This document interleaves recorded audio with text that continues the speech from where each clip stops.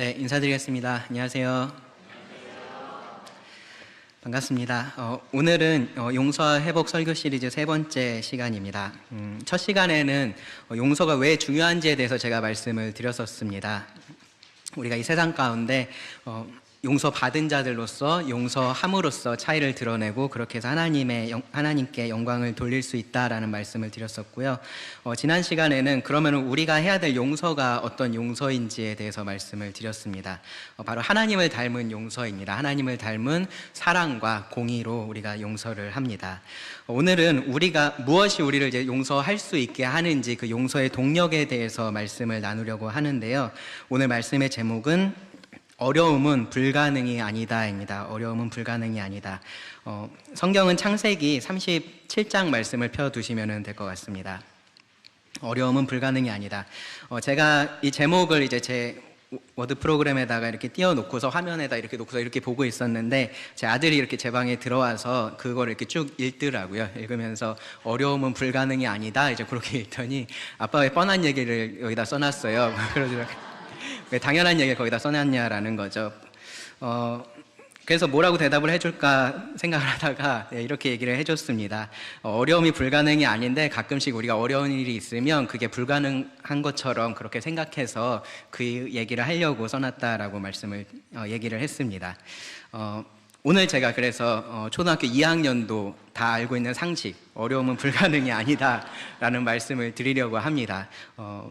용서에 대해서 특별히 어려움이라는 것이 불가능한 것을 의미하는 것이 아니다라는 것을 여러분 오늘 꼭 알고 가시고요. 무엇이 그러면은 그 어려운 용서를 가능하게 하는지 알고 가시면은 좋을 것 같습니다. 용서에 대한 말씀을 하면서 사실은 이 어려움이라는 것이 항상 제 마음속에 있어서 그런 것 같아요. 이 용서가 참 어렵구나, 이 어려운 얘기를 계속 해야 되는구나, 성도님들도 또 그 말씀을 계속 들으시고 또 어떻게든 실천하려고 노력을 하셔야 되는구나, 이제 그런 생각이 들어서 그렇습니다. 제가 매번 조금씩 다른 주제로 얘기를 하는 것 같지만 사실 결론에 가면은 아까 제가 제 친구에게도 그 얘기 했는데 결론에 가면 똑같아요. 용서하라는 얘기를 계속 하는 겁니다. 용서해야 되고 우리가 용서할 수 있고 그러니까 용서하셔야 됩니다. 그런 얘기를 제가 사실은 조금씩 말을 바꾸면서 계속 하고 있는 겁니다. 이것이 어렵고 불편한 주제라는 얘기를 제가 처음에 이 시리즈를 시작하면서도 말씀을 드렸었습니다. 어렵고 불편하지만 우리가 잘 알아야 되고요. 또 실천을 해야 된다라고 말씀을 드렸습니다. 용서가 왜 어려운지 여러분 이렇게 좀 혼자서 생각해 본 적이 있으신가요? 용서가 왜 어려울까요? 생각해 보면요, 용서라는 것이 굉장히 나를 좀 억울하게 만들어요. 그러니까 사람이 이제 억울한 거 잘 못 참는데 저도 이제 그런 사람 중에 하나거든요. 다른 거는 참는 건 괜찮은데 내가 좀 억울한 거는 되게 좀 못 참겠는 그런 것이 있습니다. 분명히 내가 잘못한 게 아니라 상대방이 잘못을 했는데 손해는 내가 감수를 하는 거죠. 용서를 한다라는 것이 그런 의미가 됩니다. 그러니까 뭔가 공정하지 않은 것 같은 거예요. 예수님께서 말씀하셨던 그 비유에서도 보시면은 용서하지 못했던 그 종에 대한 비유를 보시면은 거기에서는 더 분명하게 드러나죠. 그렇죠? 빚을 탕감해 주게 되면은 그만큼의 그 금전적인 손해를 내가 감수를 하겠다라는 것이 됩니다. 그러니까 손해를 내가 보니까 피해를 본 사람도 난데, 그러니까 그게 억울하고 그러니까 그게 어려운 겁니다. 또 하나는요, 용서를 하면은 이 똑같은 일이 더 반복될 것 같은 것에 대한 그런 두려움도 우리 가운데는 있습니다. 용서는 이 상대방이 저지른 그 잘못이 마치 별거 아닌 것처럼 그렇게 이야기를 하는 것 같은 생각이 드는 겁니다. 그러니까 상대가 자기가 얼마나 잘못했는지도 모르게 되고 결국 똑같은 일을 또 반복하게 만드는 그리고 그런 일들을 내가 또 당하게 될 것 같은 그런 두려움이 우리들 가운데 있기도 하는 겁니다. 그리고요, 사실 이런 생각이라도 우리가 어떤 그런 일들을 만났을 때 할 수 있으면 다행인데 다른 사람의 어떠한 잘못 때문에, 어떤 죄 때문에 내가 크게 피해를 입었을 때, 상처를 입었을 때는요, 우리가 그렇게 이성적인 생각조차 되지 않을 때가 많아요. 우리 안에 어떤 분노라는 감정이 굉장히 크게 올라오고, 그 분노라는 것은 우리가 여러 감정들이 많이 있지만 이 분노라는 것은 굉장히 강한 감정입니다. 그래서 우리를 사로잡는 경우들이 많은데, 우리가 그런 일들을 당할 때 사실은 그 감정에 매몰될 때가, 이 분노라는 감정에 매몰될 때가 있습니다. 그래서 뭐 용서를 하고 뭐를 하고 그런 것에 대한 옳고 그름 그런 생각조차 하지 못하고 그냥 이 분노라는 것을 어떻게든 해결을 하려고, 그것을 표출하려고 그렇게 할 때가 많습니다. 그러다 보면 그 분노가 미움이 되고요, 응어리가 되고 우리 마음속에 계속 남아 있으면서 용서를 어렵게 만드는 거죠. 여기에 또 더해서요, 요즘에는 여러분들이 용서하셔야 돼요 라는 말보다는 세상에서 어떤 얘기를 더 많이 들으시냐면은 용서하지 않아도 괜찮아 라는 말을 많이 듣습니다. 네가 힘들면 용서하지 않아도 괜찮아 라는 말을 합니다. 혹은 더 나아가서요, 용서하지 말아야 한다라고까지 말을 하기도 합니다. 그리고 그런 얘기들을 계속해서 들으니까 그렇지 나도 힘든데 내가 왜 꼭 용서해야 돼? 라는 생각들을 자연스럽게 하게 되는 거죠. 이 용서라는 것이 가해자가 책임을 회피할 수 있는 그러한 기회를 제공을 하고, 피해자에게는 오히려 죄책감만 더하는 것이니까 용서는 하지 말아야 된다라고 그러한 이야기들을 합니다. 조금 더 이런 것에 대해서 이렇게 깊이 연구하는 사람들은요, 어떤 식으로까지 이야기를 하냐 하면요, 이 용서라는 것이 기득권자들이 만들어낸 미덕이라고 얘기를 해요. 그러니까 이미 어떠한 권력을 가지고 있는 사람들이 계속해서 그 피해자들, 약한 사람들을 괴롭히기 위해서 그들에게 계속해서 자신들이 해를 가하면서 본인들의 이익을 취하기 위해서 이 용서라는 것이 미덕이야 라고 그렇게 가르쳤다라는 거죠. 그러니까 용서는 하지 말아야 되고, 오히려 우리들은 분노해야 되고, 우리는 그런 것들을 갚아줘야 한다라고 이야기를 합니다. 그런 이야기들이 이제 오늘날의 이 사회의 정의를 강조하고, 피해자의 권리를 이야기하고, 이제 그러면서 점점점 더 그런 것들이 존중하다 보니까 자연스럽게 이 용서라는 것은 우리 사회에서 사라져 가고 있는 이야기가 됩니다. 그러면서 자연스럽게 우리도 용서를 어려워하게 됩니다. 어렵다라는 표현을 제가 사용을 하고는 있는데요, 사실 그 기저에 있는 본심은 뭐냐면요, 용서하고 싶지 않다라는 거예요. 나는 용서하고 싶지 않아라는 마음이 우리 가운데 먼저 있는 겁니다. 나는 용서를 너무나 하고 싶고 그런데 그게 잘 안 돼요 라기보다는요, 나는 용서하고 싶지 않으니까 그 용서하지 않아도 될 만한 그런 이유들을 찾는 겁니다. 용서보다는 할 수 있으면 갚아주고 싶은데, 근데 그러지 못하는 일들이 우리들에게는 많은 거죠. 그러니까 최소한 용서라도 하지 말아야겠다라는 생각들을 우리는 하게 되는 겁니다. 그런 게 죄의 본성에 있습니다. 우리가 모두 다 그런 마음들을 가지고 있습니다. 그것을 죄라고 우리가 말하고 싶지 않은 거예요. 그러니까 용서하지 않아도 된다라고 말하고요, 용서하지 말라라고 말합니다. 용서라는 게 원래 어려운 거니까 못할 수도 있고 안 해도 괜찮다라고 그렇게 이야기들을 하는 겁니다.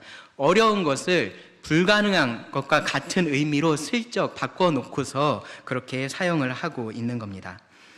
그런데요, 제가 오늘 여러분들에게 드리고 싶은 말씀은, 성경이 말하는 용서, 하나님을 닮은 용서라는 것은 어렵지만 불가능한 것은 아니다라는 말씀을 드리기를 원합니다. 하나님은 그것이 우리들의 본성에 있어서 어려운 것이기는 하지만 그것을 할 수 있게 하시는 분이시다라는 말씀을 드리기를 원합니다.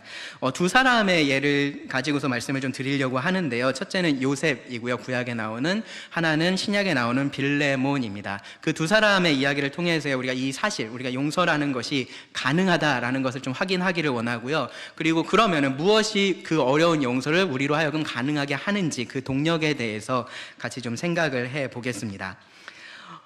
먼저 하나님 닮은 이 용서에 대해서 이 요셉을 통해서 어떻게 그것이 드러났는지를 좀 살펴보기를 원합니다. 하나님 닮은 용서의 특징, 제가 지난주에 3가지를 말씀을 드렸는데 다 기억하시는 분도 계시겠지만 아마 제가 말씀을 드리면 기억이 나실 거예요. 먼저는 용서하고자 하는, 용서에 대한 그런 확고한 의지가 거기에 있다고 말씀드렸고요, 또 하나는 죄에 대해서 분명한 태도가 있다라고 말씀을 드렸습니다. 그리고 마지막은 회개를 통해서 온전한 회복에 이르는 것이 하나님의 용서다라고 말씀을 드렸습니다. 이 3가지가 요셉의 이 용서에서 어떻게 드러나는지 좀 생각을 해 보겠습니다.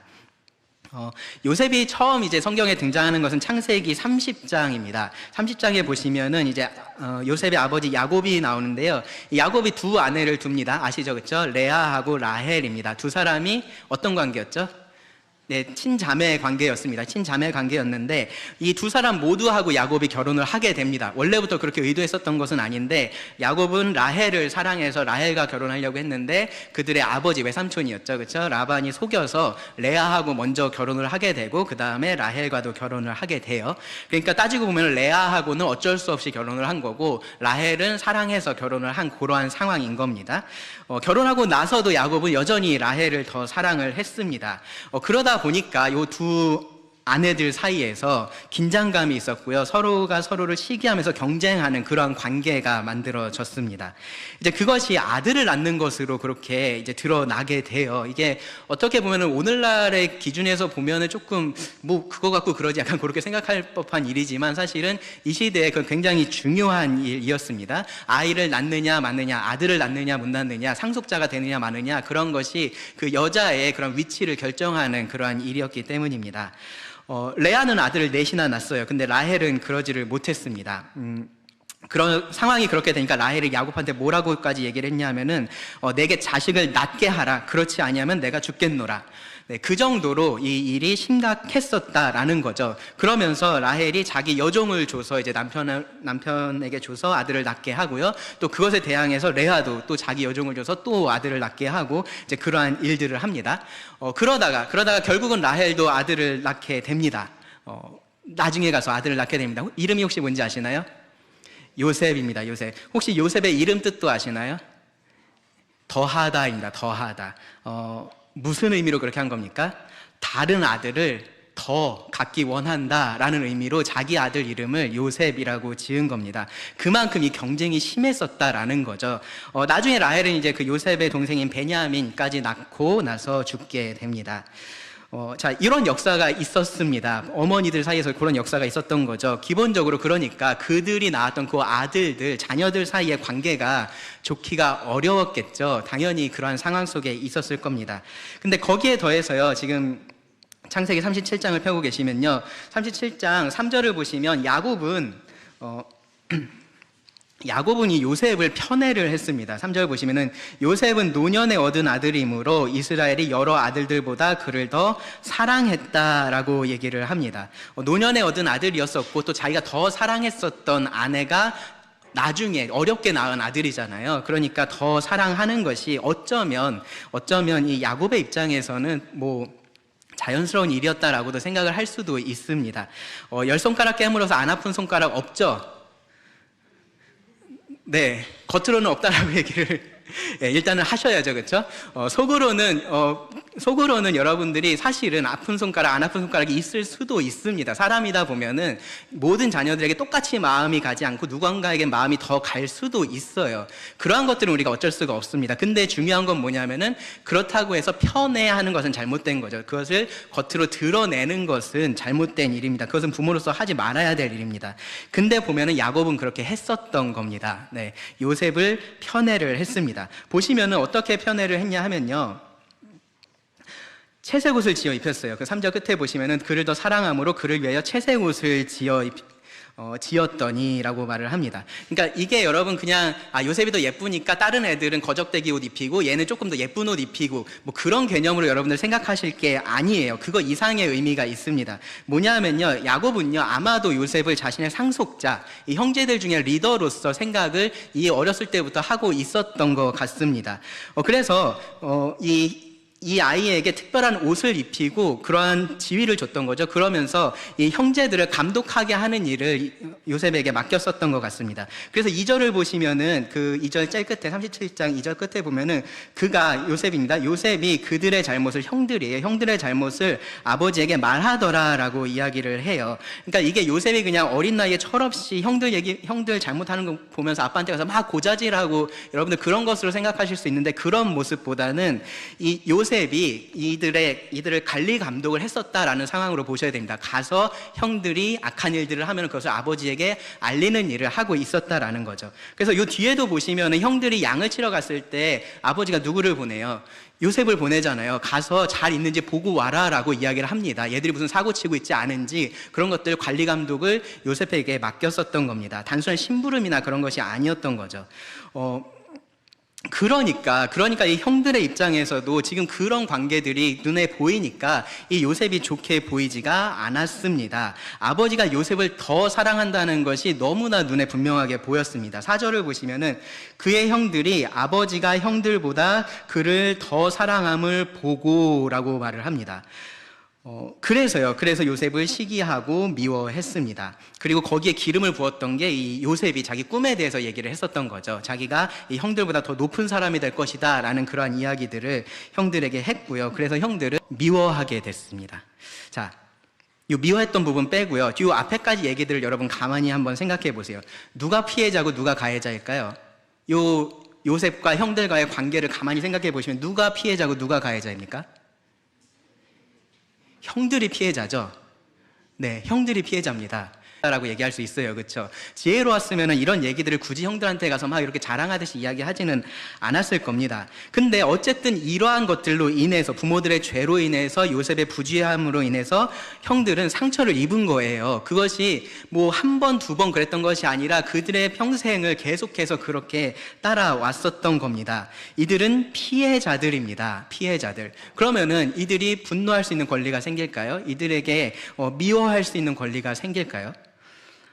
피해자이기 때문에 이들에게 그러한 모든 행동, 이들이 하는 모든 행동이 용납되는 그러한 권리는 생기지 않습니다.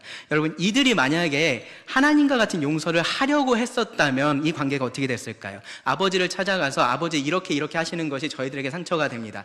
요셉을 찾아가서 요셉아 네가 그렇게 얘기하는 것이 우리들에게 이러한 어려움이 있어. 그러한 이야기들을 만약에 했었다면 이 관계가 어떻게 진행이 됐을까요?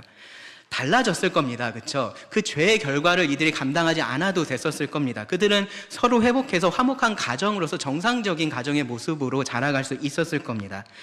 당연히 그것이 쉽다라고 말씀드리는 건 아니에요. 이들에게 분명히 어려움들이 있었습니다. 누군가 이들에게 와서 그래도 니들이 좀 참아야지, 니들이 좀 용서해야지 그렇게 얘기했으면은 이들이 막 쏟아놓을 말들이 정말 많았을 거예요. 그동안 자기들이 받았던 서름이 어땠는지, 막 불합리한 일들이 뭐였는지 할 얘기들이 정말로 많았을 겁니다. 어머니들 사이에 있었던 그러한 갈등들이 자기들에게 얼마나 트라우마가 됐었는지, 그것 때문에 우리는 지금 아무것도 할 수 없어요. 막 그런 식으로 얘기를 할 수 있었을지도 모릅니다.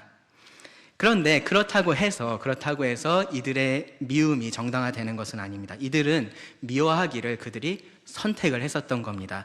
용서하고 회복하기보다는요, 자기들이 할 수 있는 한 복수하기를 선택을 했었던 겁니다. 자, 할 수 있는 한이에요. 그렇죠? 아버지에 대해서는 어떻게 할 수가 없습니다. 그렇죠? 이 당시 상황에서 아버지에 대해서는 어떻게 할 수 없는데, 이 원흉이라고 할 수 있는 요셉에 대해서는 그들이 어떻게 할 수 있는 기회가 찾아온 겁니다. 여러분 잘 아시듯이 그들이 먼 곳에 떨어져 있을 때 요셉이 혼자 그들을 찾아왔습니다. 그리고 그때 그들이 어떻게 하기로 결정했습니까? 요셉을 죽이자라고 결정을 했습니다. 그러다가 이제 조금 자비를 베풀죠. 그래서 죽이지는 않고 미디안 상인들에게 팔아버립니다. 그리고 아버지에게는 요셉이 짐승에게 잡아먹혔다라고 거짓말을 합니다. 자, 자기들이 원하는 대로 이루어졌어요. 그렇죠? 그 눈에 가시 같았던 요셉을 이제는 그들 앞에서 없애버렸습니다. 그렇죠? 그러면 어땠을까요? 이들의 마음이 후련했을까요? 속 시원했을까요? 이제는 공의가 바로 세워졌구나. 그동안에 우리가 당했던 모든 그러한 어려움들 이제 다 갚아졌구나. 그러면서 너무나 기쁘고 평안이 그들에게 찾아왔을까요? 그렇지가 않습니다. 나중에 이 형들이 그 요셉을 만나서 고백했던 얘기 중에 이런 얘기가 있습니다. 요셉은 이 얘기를 듣지 못했어요. 이들은 요셉에게 했던 얘기가 아니라 자기들끼리 했었던 얘기입니다. 창세기 42장 21절에 보시면 그들이 서로 말하되 우리가 아우의 일로 말미암아 범죄하였도다. 그가 우리에게 애걸할 때에 그 마음의 괴로움을 보고도 듣지 아니하였으므로 이 괴로움이 우리에게 임하도다. 지금 이 상황에서 요셉이요, 이들에게 너네 과거에 뭐 잘못하지 않았어 막 그런 얘기를 하고 있는 상황이 아니에요. 그냥 베냐민 얘기를 지금 잠깐 꺼낸 겁니다. 그런데 그 얘기를 듣자마자 지금 이들은 자기들이 요셉에 대해서 그렇게 무자비하게 했었던 그 과거에 대해서 후회하는 얘기를 이렇게 하고 있는 겁니다. 이들이 지금까지 그것을 마음의 짐으로 가지고 죄책감을 가지고 살아왔다라는 것을 알 수 있는, 짐작할 수 있는 그러한 부분입니다. 미움과 복수라는 것이요, 그 상황에서는 내가 그렇게 안 하면 안 될 것 같고 거기서 내가 이 분노를 터뜨리지 않으면 내가 망가질 것 같고 그러한 생각들이 드셔서 용서를 절대 못하겠다라는 생각을 우리가 할 때가 있지만, 그런데 그렇지 않은 거예요. 궁극적으로는요. 그것이 우리들에게 평안함을 가져오지 못한다라는 겁니다. 어쨌든 그렇게 해서 요셉이 이제 애굽의 노예로 팔려가게 됩니다. 그리고 잘 아시는 것처럼 이제 그곳에 가서 우여곡절을 많이 겪게 됩니다. 13년의 시간이 지났고요. 나이가 30이 됐습니다. 그때에 요셉이 애굽의 총리에 오르게 됩니다. 그러니까 17살에 잡혀갔고요. 30살이 됐을 때에 이제 총리가 된 겁니다. 그리고 나서 이제 7년의 풍년이 지났고요. 그리고 흉년이 시작되고 2년이 더 지납니다. 그러면 총 몇 년이 지났을까요? 네, 전체 다 합치면 이제 22년이 지난 겁니다. 22년이 지난 그때 형들이 이제 양식을 구하려고 애굽으로 오게 되고요. 창세기 42장을 보시면 오게 되고요. 그리고 요셉 앞에 엎드려서 절을 하게 됩니다.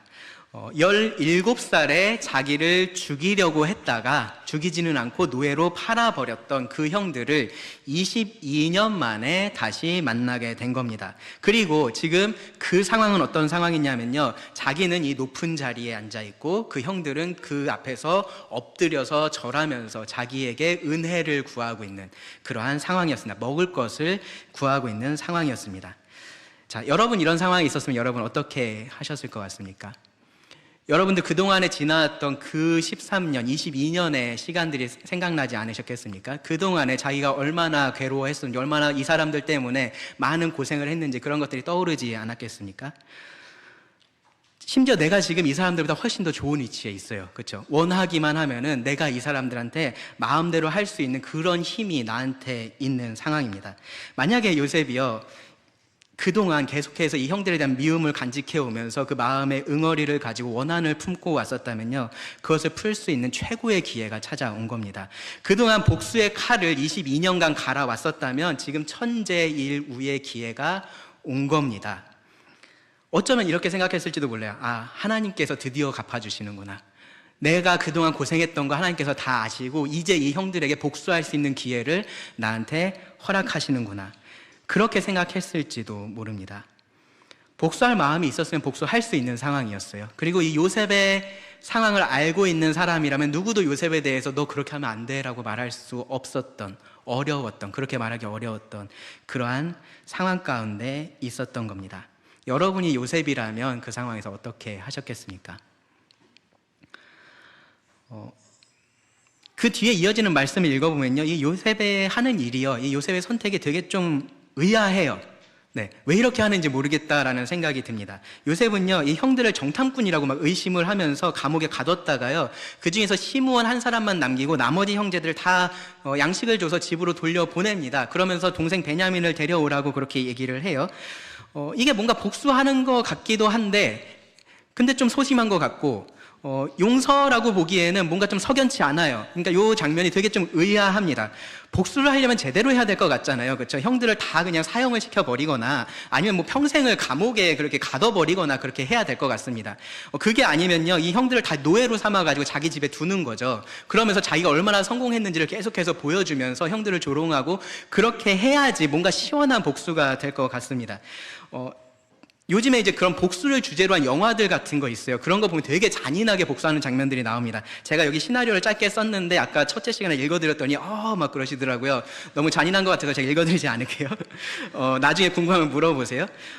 어쨌든 훨씬 더 시원하게 복수할 수 있었다라는 거죠. 근데 그게 아니더라도 여러분 좀 착하시니까 여러분 같으면은 그렇게까지 하지 않더라도 이렇게는 할 수 있어요. 최소한 이렇게 할 수 있어요. 내가 형들이 그렇게 왔을 때 형들 잘 봐봐, 나 요셉이야 라고 이야기하면서 당신들 지금 무슨 낯으로 지금 내 앞에 와서 이런 걸 나한테 구할 수 있어. 당장 꺼져.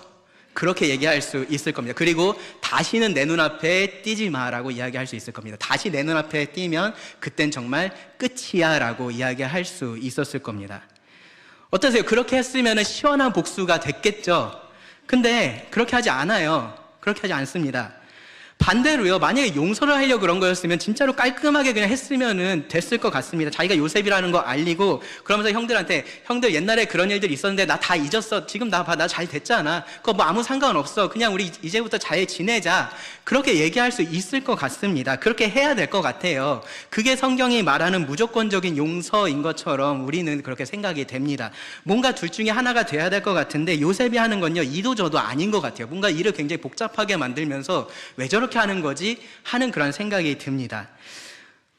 이 이어지는 사건에서의 우리가 느낄 수 있는 이런 애매모호함 혹은 복잡함은요, 요셉이 하나님을 닮은 그 사랑과 공의를 나타내려고 노력하고 있는 모습들입니다.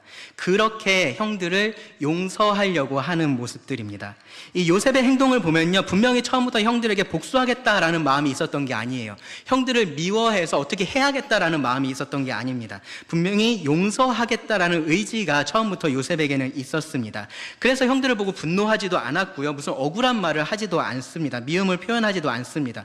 오히려요, 아까 전에 읽어드렸던 그 형들이 자기를 버린 일에 대해서 후회했었던 그 말을 들었을 때 그 말을 요셉이 엿듣게 되잖아요. 그렇죠? 형들이 얘기한 게 아니라 형들끼리 하는 얘기를 엿듣게 됩니다. 그때 요셉이 어떻게 했습니까? 그 감정을 주체하지를 못해요. 그래서 그 형들을 떠나서 울고서 다시 돌아오는 것을 볼 수 있습니다. 요셉은요, 이미 그 마음속으로 형들을 용서하고 있었던 겁니다.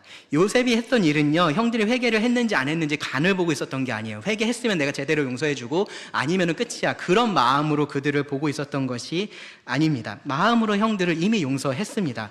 다만 뭐예요? 하나님의 사랑에 대해서는 이미 요셉이 그렇게 닮은 모습을 나타내고 있는 거죠. 근데 뭐가 있습니까? 죄에 대한 부분이 있잖아요. 하나님의 공의가 있잖아요. 그것을 그냥 아무것도 아닌 것처럼 넘어갈 수는 없었던 겁니다. 죄가 아무 문제 없는 것처럼 그냥 넘어갈 수 없었습니다. 이 형들이 그 죄를 제대로 인식을 하고 있는지, 그리고 그것에 대해서 회개를 했는지에 대해서 확인해야 될 그런 필요가 있었습니다. 그래야지 자기가 용서를 말할 수 있는 거예요. 지금은 자기가 용서를 마음속으로 하고 있다라고 해도 용서를 형들한테 말하면 안 되는 상황이었었던 겁니다. 이 형들이 회개할 때 요셉이 용서를 말할 수 있었고요, 그리고 그래야지 온전한 회복으로 나아갈 수 있었습니다.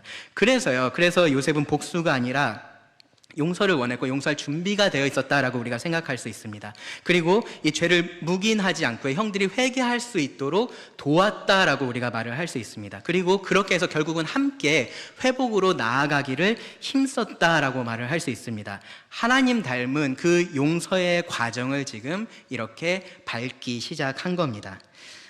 그리고요, 이제 창세기 44장에 가서 보시면은 이제 일이 어떻게 진행되는지 여러분들 대충 이제 아실 텐데, 44장에 가서 결국은 이 유다가 베냐민을 대신해서 자기가 요셉의 노예가 되겠다라고 합니다. 이 베냐민의 죄를 자기가 짊어지겠다라고 얘기를 하는 거예요.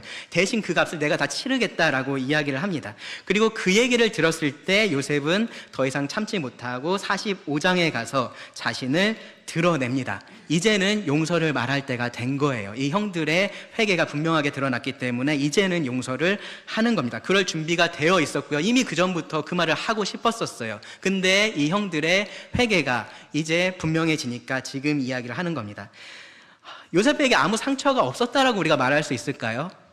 사실은요, 우리가 상상할 수 없는 일을 겪었습니다. 우리 중에 아마도요, 이 자리에 계신 대부분의 성도님들은요, 요셉 같은 이런 상처를 겪은 적이 없으실 겁니다. 17살의 나이에 자신의 형들에게 배반을 당했고요, 노예로 끌려갔습니다. 심지어 형들은요, 그를 죽이려고까지 했었어요. 원래는 창세기 42장 21절 말씀에 보시면은 그때 그 형들의 표현을 보면요, 요셉이 형들에게 애걸했다라고 얘기를 해요. 애걸했다. 왜 안 그랬겠습니까? 17살의 아이가 자기 형들에게 배신을 당하고 지금 생판 모르는 곳에 노예로 끌려가는 상황이었습니다. 형들에게 살려달라고, 다시는 그러지 않겠다라고 그렇게 울면서 매달렸을 겁니다. 형들은요, 그 마음의 괴로움을 알고 있었습니다. 근데 보고서 듣지는 않았다라고 말을 합니다. 그들은 아주 매정하게 은 20을 받고 동생을 노예로 팔았습니다. 그렇게 요셉이 팔려가게 된 겁니다. 그 이후에 요셉의 삶은 평탄했나요? 그렇지 않죠. 네, 노예로서 살아야 됐었고요, 억울한 죄수로서 수감 생활을 해야만 됐었습니다. 물론 그 가운데 하나님께서 요셉에게 은혜를 주셨어요. 여러분 기억하실 겁니다. 은혜를 주셨습니다. 하지만 그것이 우리 인간적인 기준에서 봤을 때 참 복받은 삶이야, 나도 저렇게 살고 싶어, 그렇게 생각하게 만드는 그러한 삶은 아닙니다. 요셉은 인고의 시간을 다 보냈어야 됐고요, 그리고 마침내 애굽의 총리가 됐습니다. 그때 가서 요셉이 결혼을 했어요. 그리고 아들을 낳았습니다. 첫 아들의 이름이 뭔지 아시나요? 므낫세. 네, 므낫세입니다. 므낫세. 혹시 므낫세의 이름의 뜻이 뭔지 아시나요? 잊어버림입니다. 잊어버림. 요셉이 그 이유에 대해서, 그 아들의 이름을 므낫세라고 한 이유에 대해서 이렇게 말을 했습니다. 하나님이 내게 내 모든 고난과 내 아버지의 온 집 일을 잊어버리게 하셨다. 그러니까요, 그 말은요, 지금까지 그 모든 것들이 요셉에게 큰 상처가 되었었고 지울 수 없는 아픔이었다라는 겁니다. 그것이 사실은요, 뭐 므낫세 낳았다고 그것들이 다 사라지는 것도 아니었겠죠, 그렇죠? 근데 이제는 하나님께서 그것을 보듬어 주시는구나라는 것을 그가 느꼈기 때문에 아마도 이름을 그렇게 지었을 겁니다. 그런데 그런 상황에서 형들을 다시 만난 겁니다. 이 상처가 다시 욱신거렸을 겁니다. 옛날에 그 일이 다시 그의 머릿속으로 돌아왔을 겁니다. 다시 그 눈앞에 자기를 팔던 그 형들의 모습이 생생하게 기억이 났을 겁니다. 아마도요, 이 정도의 트라우마를 겪은 사람이 가서 저 용서할래요 라고 그렇게 말한다면요, 오늘날의 심리 상담가 같으면요, 그렇게 하지 말라라고 할 거예요. 그게 정상적인 모습으로 보이지 않는다라고 말을 할 겁니다. 자기를 파괴하는 행동이라고 얘기를 할 겁니다. 그런데 요셉은 용서하기를 선택을 했습니다. 그리고 결국은요, 이 형들을 회개로까지 이끌어서요, 참된 회복으로까지 나아갔습니다. 계속 말씀드리지만 쉬운 게 아닙니다. 어려운 일입니다. 그런데 불가능한 일도 아니었던 거죠. 어렵지만 가능했었던 일인 겁니다. 왜 그렇습니까? 이 요셉의 마음의 중심에 자기 자신이 있었던 것이 아니라 하나님께서 계셨기 때문입니다. 그것이 하나님 닮은 용서의 동력입니다. 동력. 우리 마음에 하나님이 계신 것, 그것을 아는 것이 바로 용서의 동력이 됩니다. 처음에 제가 이 용서에 대한 말씀을 드릴 때요, 이 세상을 지배하고 있는 것은 용서가 아니라 복수라는 말씀을 드렸어요. 그리고 그게 이상한 것이 아니다라는 말씀을 드렸습니다. 왜 그러냐 하면은요, 죄인인 우리들의 마음의 중심에는 내가 있기 때문에 그래요. 항상 내가 있기 때문에 내가 손해보는 것을 원하지 않습니다. 나의 이익을 추구합니다. 그런데 그런 세상 속에서 하나님을 섬기는 자들, 하나님을 믿는 자들은 그 마음의 중심에 하나님이 계시다라는 것을 하나님을 닮은 용서를 함으로써 드러내게 됩니다. 그렇게 우리가 하나님을 이 세상 가운데 드러낸다라고 말씀을 드렸습니다. 요셉이 정확히 지금 그렇게 했던 겁니다. 그 마음의 중심에 하나님이 계시다라는 것을 드러냅니다. 어떻게 알 수 있냐면요, 요셉이 하는 말을 들어보면 알 수 있습니다. 45장을 보세요. 45장 5절부터 제가 필요한 부분들만 좀 읽어드리겠습니다. 당신들이 나를 이곳에 팔았다고 해서 근심하지 마소서, 한탄하지 마소서. 하나님이 생명을 구원하시려고 나를 당신들보다 먼저 보내셨나이다. 지금 이 상황을 자기 중심으로 보고 있지 않아요. 자기가 이곳에 팔려왔다라고 말하지 않고요, 형들이 이렇게 했다라고 말하지 않고요, 하나님이 지금 모든 일을 계획하고 이루셨다라고 말합니다. 7절도 보시면 하나님이 큰 구원으로 당신들의 생명을 보존하고 당신들의 후손을 세상에 두시려고 나를 당신들보다 먼저 보내셨나니, 그런즉 나를 이리로 보낸 이는 당신들이 아니요 하나님이시라. 하나님이 나를 바로에게 아버지로 삼으시고 그 온 집의 주로 삼으시며 애굽 온 땅의 통치자로 삼으셨나이다. 자기에게 일어났던 모든 일들을 지금 하나님 중심으로 이해를 합니다. 하나님의 눈으로 지금 바라보고 있어요. 용서를 하면서도 형들이 나한테 악한 일 했는데 나는 괜찮은 사람이니까, 나는 아량이 넓은 사람이니까, 나는 대인배니까 형들 용서해 줄게, 그런 식으로 말하지 않아요. 지금 이 모든 일들이 하나님께서 섭리로 이끄셔서 벌어진 일이다라고 말을 합니다. 그러면서 그 계획 안에 형들의 유익도 함께 있다라고 얘기를 해요. 그 마음의 중심에 하나님이 계시니까 그 눈으로 지금 이 일들을 바라봅니다. 그러니까 자기의 원수들도 더 이상 원수로 보이지 않는 겁니다. 시간이 조금 더 지났습니다. 창세기 50장입니다. 아버지 야곱이 세상을 떠나게 됐어요.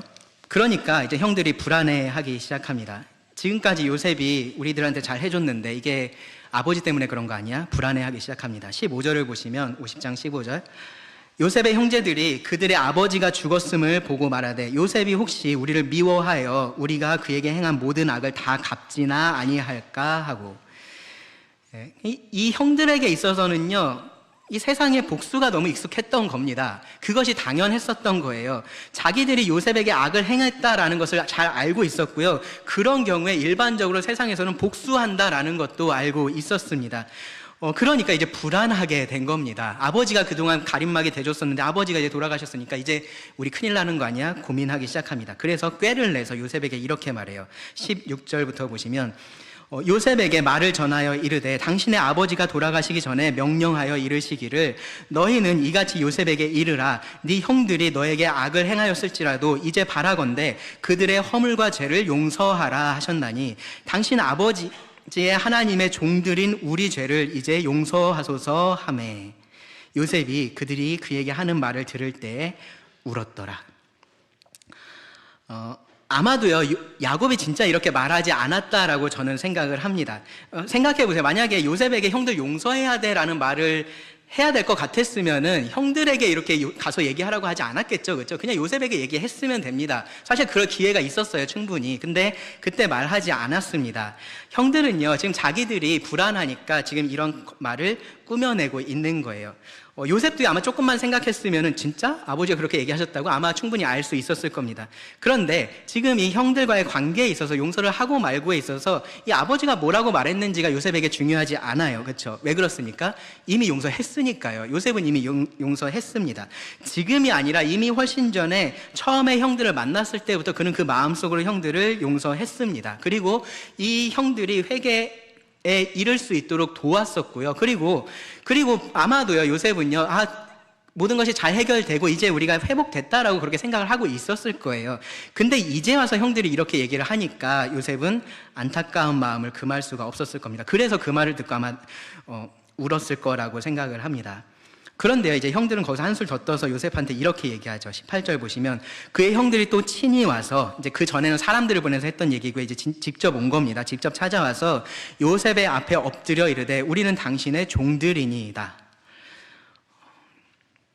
요셉의 입장에서는요, 이미 형들로서 다 회복이 됐습니다. 그런데 이들은 지금 스스로 그 용서를 이해를 하지 못하니까 요셉의 종이 되겠다라고 지금 얘기를 하고 있는 겁니다. 어떻게든 요셉의 분노를 누그러뜨려야겠다라는 생각을 지금 하고서 이렇게 얘기를 하는 겁니다. 한참 잘못 생각하고 있었습니다. 이들은 용서를 이해하지 못하고 있었습니다. 형들에게 요셉이 이렇게 말하죠. 요셉이 그들에게 이르되 두려워하지 마소서 내가 하나님을 대신하리이까. 내가 하나님을 대신하리이까. 여기서 우리는요, 이 요셉의 마음의 중심이 무엇이 있는지 확실하게 알 수 있습니다. 요셉의 마음의 중심에는 하나님이 계셨습니다. 그리고 그 자리를 요셉 자신이 대신하고 싶어 하지 않았습니다. 그렇게 할 수 없다라고 못 박아서 말을 합니다. 공의를 이루시는 분은 하나님이십니다. 재판하시는 분은 하나님이시고요. 심판하시는 분도 하나님이십니다. 요셉은 자기가 사람으로서 그 자리에 설 수 없다라는 것을 분명히 알고 있었기 때문에 지금 이렇게 말을 합니다. 그리고요, 이 말은요, 다르게 하면요, 만약에 요셉이 용서를 하지 않고 분노하면서 자기 스스로 보복을 하려고 했다면요, 그거는 요셉이 하나님을 대신하려고 했다라는 것이 됩니다. 그런 의미가 된다라는 거죠. 그러니까 지금 이 요셉은요, 아주 철저하게 하나님 중심으로 생각을 하고 있는 겁니다. 대부분은요, 근데 우리는 이런 상황에서 정반대로 생각을 해요. 아주 정반대로 생각을 합니다. 뭐냐면요, 내가 피해자이기 때문에 용서하는 권리도 나한테 다 있다라고 생각을 합니다. 하나님이 뭔데 나한테 용서해라 말아라고 하냐라고 우리는 생각을 합니다. 왜 내 자리를 하나님이 대신하려고 하느냐라고 우리는 하나님께 묻습니다. 누가 중심에 있느냐에 따라서, 누가 그 마음의 중심에 있느냐에 따라서 우리가 생각하고 결정하는 것이 완전하게 달라지는 겁니다. 내가 중심에 있으면요, 내 마음의 중심에 여전히 내가 있으면 성경의 명령이라는 것은 어려운 것일 뿐인 거고요, 사실 불가능한 것이 되는 것이 맞아요. 그런 명령을 받을 이유가 없기 때문에 그렇습니다. 하나님이 나를 대신할 수 없잖아요. 그렇죠? 내가 그 마음의 중심에 있으면. 그런데 하나님이 중심에 계시면 이제 얘기가 달라지는 겁니다. 내가 하나님을 대신할 수가 없는 게 됩니다. 내가 재판하고 내가 심판할 수 있는 게 아닙니다. 그 일은 하나님께서 하시겠다라고 말씀하셨어요. 가장 공의로우신 하나님께서 그 일을 하시겠다라고 말씀을 하셨습니다. 그리고 나에게는 뭐라고 말씀하셨냐면요, 용서하라라고 말씀을 하신 겁니다.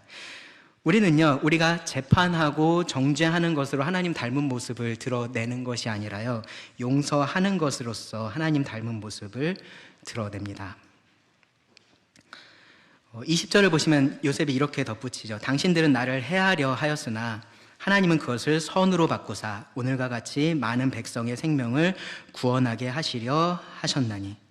네, 여기서 이 요셉의 용서가 하나님을 참 닮아있다라는 것을 우리가 다시 한번 볼 수 있습니다. 죄에 대해서 그냥 용인하지 않아요. 그렇죠? 형들이 했던 일 그거 뭐 별거 아니었어요. 그렇게 말하지 않습니다. 나를 해하려 했다라고 얘기해요. 이게 본래는요, 당신들은 악을 꾀하였으나 라는 의미입니다. 당신들이 했던 것은 분명히 악한 일이다. 당신들의 상황을 아무리 고려를 하든 그것하고 관계없이 당신들이 했던 것, 당신들이 나를 미워하고 나를 그렇게 팔아버리려고 했던 것, 죽이려고 했었던 것, 그 모든 것들은 악한 일이다라고 이야기를 합니다. 그런데 동시에 하나님께서는요, 그 중에서도 역사하셨다라고 지금 얘기를 하는 거예요. 형들이 한 일 자체는 악한 일이었고 다시 벌어지지 말아야 할 일이지만 하나님께서 그 악한 일을 선하게 사용을 하셨다라는 겁니다. 그러니까 이 상황을 받아들이기가 훨씬 더 수월해지는 겁니다. 하나님께서 그 마음의 중심에 계시기 때문입니다. 그리고 21절에 이렇게 말합니다. 당신들은 두려워하지 마소서. 내가 당신들과 당신들의 자녀를 기르리이다 하고 그들을 간곡한 말로 위로하더라. 네, 온전한 회복에 대해서 약속을 하는 겁니다.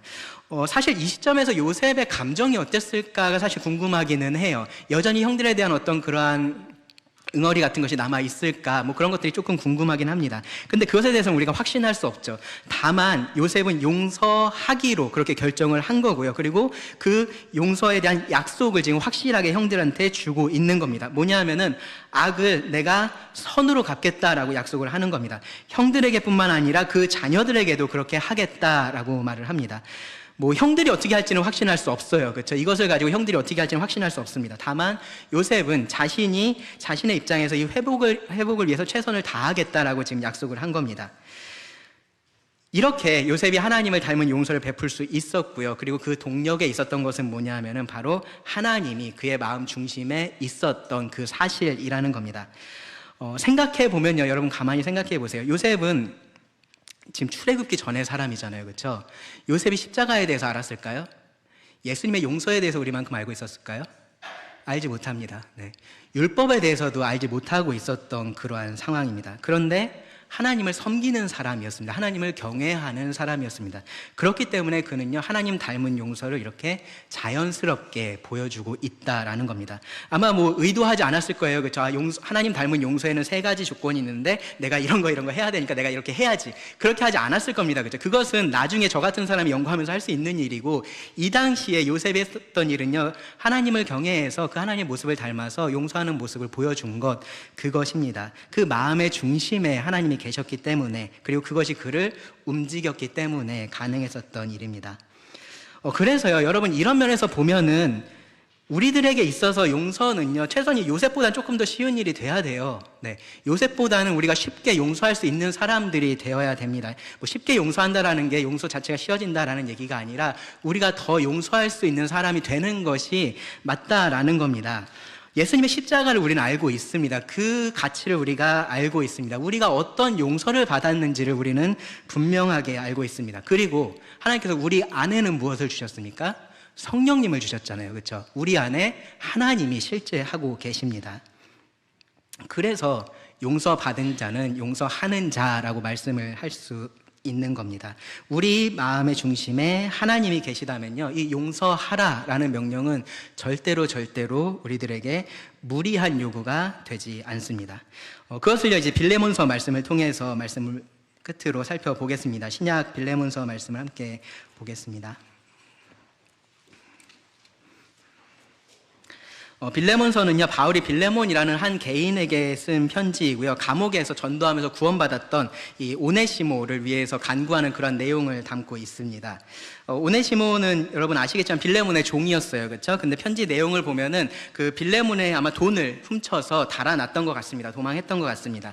그런 경우에 이 주인이었던 빌레몬은 이 오네시모에 대한 모든 권리를 가지고 있어요. 어떠한 형벌을 주든지 그것은 빌레몬 마음입니다. 심지어 죽여도 상관이 없었습니다. 그런데 이제 그런 상황에서 바울은요, 빌레몬에게 오네시모를 보내면서요, 그를 용서해 주라라고 그렇게 말을 하고 있습니다. 여러분 생각해 보세요. 이 상황은요, 누구한테도 편한 상황이 아니에요. 누구도 원하는 상황이 아닙니다. 먼저 빌레몬에게 가장 그렇겠죠. 그렇죠? 빌레몬이 어쨌든 손해를 입은 사람입니다. 뭐 얼마나 그 손해가 컸는지를 우리가 다 알 수는 없지만 어쨌든 손해를 본 사람입니다. 애초에 빌레몬이 그렇게 나쁜 주인도 아니었을 거예요. 그렇죠? 근데 그런 자신의 돈을 훔쳐서 도망한 것에 대한 어떤 서운함 서운함이나 억울함이나 뭐 분노나 그런 것도 빌레몬에게는 분명히 있었을 겁니다. 그렇게 돌아온 오네시모를 그냥 특별한 징계 없이 그냥 받아주면 그가 데리고 있는 다른 종들도 어쩌면 같은 일을 반복할 수도 있겠다라는 그러한 위험도 빌레몬은 지고 있었습니다. 오네시모를 용서하려면 빌레몬은 그런 손해와 위험을 감수해야만 했었습니다. 이건 결코 쉬운 상황이 아닙니다. 오네시모도 마찬가지예요. 주인인 빌레몬을 다시 찾아간다라는 것은요, 이 도망한 노예로서는 생각할 수 없는 일입니다. 그냥 그렇게 주인을 찾아가게 되면은 자기가 무슨 일을 당할지 모릅니다. 빌레몬에게 물론 이렇게 바울이 잘 얘기해 주지만 어쨌든 모든 권리는 빌레몬이 가지고 있기 때문입니다. 주인에게 돌아가고 싶지 않았을 겁니다. 이 둘 사이에 중재자가 됐던 바울은 어땠을까요? 바울도 편안한 상황이 아니에요. 이 빌레몬에게는 네가 모든 손해를 감수해야 된다라고 말을 해야 되는 상황이고요. 오네시모에게도 이 내키지 않은 일을 네가 해야 된다라고 말을 해야 되는 그런 상황입니다. 뭐 이렇게 할 수도 있잖아요. 그렇죠? 적당히 그냥 편지만 하나 보내는 겁니다. 보내서 오네시모라는 종이 왔는데 내가 만나서 이렇게 복음 전도했는데 얘가 구원 받았다. 나중에 혹시 만나더라도 뭐라 그러지 말고 그냥 잘 해줘라. 뭐 그런 식으로 대충 이 일을 끝낼 수도 있었습니다. 그런데 바울이 굳이 불편한 상황을 지금 만들고 있는 겁니다. 오네시모를 보냅니다. 이 편지를 가지고 보냅니다. 보내면서 빌레몬에게 용서해 줄 것에 대해서 말을 합니다. 왜 그러냐 하면요, 이 죄의 문제를 그냥 덮어두면서 좋은 게 좋은 거지 하면서 넘어가서 문제가 해결되는 것이 아니라 용서와 회개를 통해서 온전한 회복으로 이들이 나아가야 했기 때문입니다. 그래서 그것을 위해서 지금 바울은 이런 일을 하는 겁니다. 이것을 위해서 오네시모는요, 먼저 빌레몬에게 돌아가야 됐어요. 나 하나님 앞에서 다 회개하고 용서받았는데 이제 이 일은 다 끝난 거 아니야? 그렇게 생각할 수 없었습니다. 돌아가야 됐습니다. 하나님께로 돌이켰던 것처럼 자기가 죄를 범했던 대상인 그 빌레몬에게로도 돌아가야 됐습니다. 돌아가서 그가 회개했다라는 것을 그에게 보여줘야 됐고요. 가서 용서를 구해야만 했습니다. 오네시모가 위험을 무릅쓰고 그렇게 돌아가는 것 자체가 아마 회개의 증거가 됐을 겁니다. 그리고 아마도요, 망설였겠지만 바울의 말에 그는 순종해서 이 편지를 가지고 빌레몬을 찾아갔을 겁니다. 이제 중요한 건 빌레몬이죠. 그렇죠? 빌레몬이 용서를 하느냐 마느냐입니다. 그래야지 이 회개를 통한 온전한 회복에 이를 수가 있기 때문입니다. 그것을 위해서 지금 바울이 오네시모를 일부러 빌레몬에게 보내고 있는 상황입니다. 두 가지 모습을 보일 것을 이 편지를 읽어보면 알 수 있습니다. 하나는 용서에 대한 확고한 의지를 보여줘야 되고요. 그리고 죄에 대한 분명한 태도를 보여줘야 됩니다. 용서하는 것, 그것이 빌레몬에게 당연한 일이었을까요? 아니었을까요? 아니라고 생각이 드시죠? 그렇죠? 근데 여러분 지금까지 들었던 말씀을 가만히 생각해 보세요. 용서받은 자는 용서하는 자입니다. 그렇죠? 마땅히 해야 될 일이에요. 그래서 8절 보시면은 이러므로 내가 그리스도 안에서 아주 담대하게 너에게 마땅한 일로 명할 수도 있으나 라고 바울이 이야기를 합니다. 그러니까 사도의 권위를 가지고 이 성경의 교리를 가지고 빌레몬에게 너 오네시모 내가 보낼 테니까 무조건 용서해야 돼 라고 말할 수도 있었다라는 거죠. 근데 그렇게 하지 않습니다. 도리어 사랑으로서 간구하노라. 왜 그렇습니까? 참된 용서라는 것은 억지로 되는 게 아니다라는 것을 알기 때문에 그래요. 그래서요, 14절에서도 보면요, 이는 너의 선한 일이 억지같이 되지 아니하고 자의로 되게 하려 함이라. 기꺼이 그렇게 할 수 있게 하기를 바라고 있었던 겁니다. 그리고요, 바울은요, 빌레몬이 그렇게 기꺼이 할 것에 대한 확신도 표현을 해요. 21절을 보시면 나는 네가 순종할 것을 확신함으로 너에게 썼노니 네가 내가 말한 것보다 더 행할 줄을 아노라. 이렇게 기꺼이 사랑으로 오네시모를 영접해 줄 것을 바울은 빌레몬에게 간구를 했습니다. 어쩔 수 없이 마지못해서 바울이 그러라고 하니까 용서하고 그런 게 아닌 거예요. 할 수 있는 한 그 분노를 다 풀고 나서 막 오네시모 오면 일단 때리고 나서 그러고 나서 용서해 주고 그런 게 아닌 겁니다. 이 용서에 대한 확고한 의지를 가지고 기꺼이 그렇게 할 것을 바울은 권고를 하는 겁니다. 그런데요, 그렇게 하면서 그냥 오네시모가 했던 일 다 잊어버려 그렇게 얘기하지도 않아요. 그 정도 손해 네가 감수할 수 있잖아 그런 식으로 얘기하지 않습니다. 18절 보세요. 그가 만일 너에게 불의한 일을 하였거나 너에게 빚진 것이 있으면 그것을 내 앞으로 계산하라. 나한테 다 청구하라라는 거죠. 오네시모가 회개하고 빌레몬에게 용서를 구하는 것은요, 어떻게든 자기가 손해를 끼친 것이 있으면 그것을 제가 갚겠습니다라는 마음으로 빌레몬 앞에 가는 겁니다. 용서해 줄 거면 나한테 아무것도 바라지 말아야지. 그런 식으로 가서 뻔뻔하게 용서해달라고 그렇게 하는 게 아닌 거예요. 그것은 회개한 사람의 태도가 아닙니다. 다만 오네시모는 빚을 스스로 갚을 능력이 없습니다. 그렇죠? 바울이 그것을 알고 있습니다. 그래서 빌레몬이 만약에 네가 그렇게 하기로 결정하면은 내가 대신 갚겠다라고 얘기를 하는 겁니다. 하나님께서 보여주셨던 그 용서의 과정에 끼어드셨던 그 하나님의 모습을 바울이 지금 여기서 또 이렇게 보여줍니다. 바울의 이 말에 빌레몬이 어떻게 반응을 했는지는 우리가 궁금하지만 알 수는 없어요. 그렇죠? 나중에 우리가 알게 될 텐데 아마도요, 이게 성경에 이렇게 기록되어 있는 것을 보면 아마도 빌레몬은 바울이 그 짐을 지게 하지는 않았을 것 같습니다. 하나님께서 우리 죄를 용서하기 위해서 그 죄를 그냥 간과하신 게 아니라 자기가 그 짐을 대신 지셨던 것처럼 빌레몬도 그렇게 했을 것이다 라고 우리가 생각할 수 있습니다. 그런데요, 여러분이 빌레몬의 입장에 있다라고 한번 생각해 보세요. 여러분이 빌레몬이고 바울이 이런 편지를 써서 보냈다라고 한번 생각해 보시기 바랍니다. 굉장히 정중하기는 합니다. 그런데 뭔가 나한테 용서를 강요하는 것 같은 그런 생각이 여러분 드실 수 있습니다. 결국 피해자는 난데 나한테 왜 이런 것들을 이렇게 하라 그러지? 그런 마음이 여러분 드실 수도 있습니다. 잘못한 것은 오네시모인데 왜 나한테 이렇게 힘든 일을 강요하고 있는지, 왜 가해자 편에 지금 서서 나한테 이런 말을 하고 있는지, 그런 마음이 빌레몬에게 있었을지도 모릅니다. 그런데 말씀드렸던 것처럼요, 이 편지를 쓰는 바울은 빌레몬이 용서할 것이다 라는 것에 대해서 아주 강한 확신을 가지고 있었습니다. 그런 것이요, 이 편지를 읽어보시면 곳곳에서 묻어납니다. 이유가 뭘까요? 이 빌레몬이 인품적으로 너무 훌륭해서 그런 게 아니고요, 바울은요, 빌레몬이 그리스도 안에 있는 형제라는 것에 대한 확신이 있었기 때문이에요. 그리고 그 증거가 빌레몬의 사랑과 믿음을 통해서 이미 드러났었기 때문입니다. 4절부터 7절 말씀을 보시면요, 내가 항상 내 하나님께 감사하고 기도할 때 너를 말함은 주 예수와 및 모든 성도에 대한 너의 사랑과 믿음이 있음을 들음이니 이로써 너의 믿음과 교제가 우리 가운데 있는 선을 알게 하고 그리스도께 이르도록 역사하느니라. 형제여, 성도들의 마음이 너로 말미암아 평안함을 얻었으니 내가 너의 사랑으로 많은 기쁨과 위로를 받았노라. 그래서 바울은 빌레몬에게 마땅히 용서하라라고 그렇게 명령을 할 수도 있었던 겁니다. 그리스도 안에서 네가 마땅히 용서해야 된다라고 그렇게 명령을 할 수도 있었던 겁니다. 근데 그렇게 하지 않더라도 사랑으로 오네시모를 빌레몬이 용서하고 받아줄 것에 대해서 확신했습니다. 빌레몬은 용서받은 사람이었기 때문에 용서하는 사람일 것이다라고 확신을 한 겁니다. 그래서 바울은요, 주 안에서 그로 말미암아 기쁨을 얻고요, 그 마음이 그리스도 안에서 평안하다라고 그렇게 20절에서 말씀을 합니다. 빌레몬이 뭔가 더 많이 가진 사람이니까 용서하는 거 쉽지 않았을까? 혹시 그런 생각 여러분 하실 수 있어요. 근데 많이 가졌다는 건요, 복수할 수 있는 힘도 있다라는 겁니다. 그렇기 때문에 용서가 더 어려울 수도 있습니다. 그것하고 관계없이요, 빌레몬은 용서받은 사람으로서 그 마음의 중심에 하나님이 계시고요, 그렇기 때문에 용서할 수 있을 것이라고 바울은 확신을 가지고 이 편지를 썼습니다. 그래서 이 편지는 폭력적이지 않아요. 이 편지는 강압적이지 않습니다. 용서를 말하는 것은요, 또 다른 가해가 아닙니다. 오히려 진정한 회복으로 나아갈 수 있도록 돕는 일입니다. 죄를 덮어둘 때가 아니라요, 회개하고 용서할 때 우리가 그 죄의 영향력에서 온전히 벗어날 수가 있는 겁니다. 진정한 기쁨과 평안을 누릴 수가 있는 겁니다. 그래서 하나님께서 우리들에게 용서하라고 하십니다.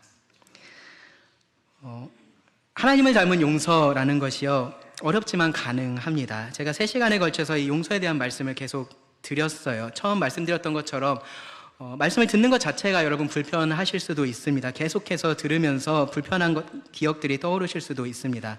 그런데 불편하다고 해서 여러분 계속해서 피해 다니시면요, 결국은 우리가 온전한 회복이라는 것을 경험할 수가 없습니다. 이 그리스도 안에서 우리가 누릴 수 있는 온전한 관계의 회복이라는 것을 누릴 수가 없습니다. 어렵고 불편하지만 우리는 이 하나님 닮은 용서를 추구해야 됩니다. 그것이 우리가 이 세상 가운데 보일 수 있는 차이입니다. 여러분, 용서가 어렵다고요, 쉽다고요? 네, 이제 쉬워지셨나요? 저는 아직도 어렵습니다. 그런데 불가능한 것은 아니라고요. 저는 그 말씀을 계속 드리는 겁니다. 불가능하지 않습니다. 우리가 여러분 이 사실 계속 기억을 하셔야 돼요. 어려운 일들을요, 우리가 불가능한 일처럼 자꾸 생각하려고 할 때가 있습니다. 사탄이 우리들을 그렇게 속이는 겁니다. 어려우니까 하지 말라라고 해요. 어려운 것은 불가능한 거다라고 그렇게 말을 합니다. 속임수입니다. 우리가 그런 것들을 버려야 됩니다. 골로새서 2장 6절부터 8절 말씀에 보면요, 바울이 이렇게 말씀했어요. 그러므로 너희가 그리스도 예수를 주로 받았으니 그 안에서 행하되, 그리스도를 주로 주 안에서 행하라 라고 말을 합니다. 그 안에 뿌리를 박으며 세움을 받아 교훈을 받은 대로 믿음에 굳게 서서 감사함을 넘치게 하라. 누가 철학과 헛된 속임수로 너희를 사로잡을까 주의하라. 이것은 사람의 전통과 세상의 초등학문을 따름이요 그리스도를 따름이 아니니라. 여러분, 용서가 어렵고 그래서 못할 수 있고 그래도 된다라고 말하는 것은요, 여러분들을 속이는 세상의 철학이고요, 헛된 속임수입니다. 여러분, 용서가 어렵기만 하다라고 생각이 드신다면 정말로 여러분 그 생각의 마음속에 무엇이 있는지 가만히 한번 점검해 보시기 바랍니다. 우리는요, 그리스도 예수를 주로 받은 자들입니다. 우리 마음의 중심에 그리스도께서 계십니다. 그래서 우리는 그 그리스도를 따르는 자들입니다. 그리스도께서 우리 짐을 대신 지셔서요, 용서할 수 있게 한 자들이 바로 우리들입니다. 우리 마음의 중심에 하나님이 계십니다. 여전히 우리들에게 죄의 본성이 남아있어서요, 이 용서라는 것이 어렵습니다. 그런데 하나님은요, 또 날마다 우리 짐을 지는 분이기도 하시다라고 성경은 말씀을 하고 있습니다. 그렇게 이 짐을요, 우리와 함께 하나님께서 지금 지고 계십니다. 우리가 힘들다라고 말하는 이 죄의 결과의 짐을 하나님 함께 지십니다. 그러면서 더 하나님을 닮게 하십니다. 여러분, 이 생각을 해보세요. 용서만큼, 정말로 용서만큼 우리가 하나님을 닮은 모습을 이 땅 가운데 드러낼 수 있는 것이 없습니다. 하나님을 내 마음의 중심에 두시고요, 그리고 내 짐을 대신 져주신 그 하나님처럼 우리도 다른 사람의 짐을 용서로서 함께 질 수 있기를 바랍니다. 기도하고 말씀을 마치겠습니다.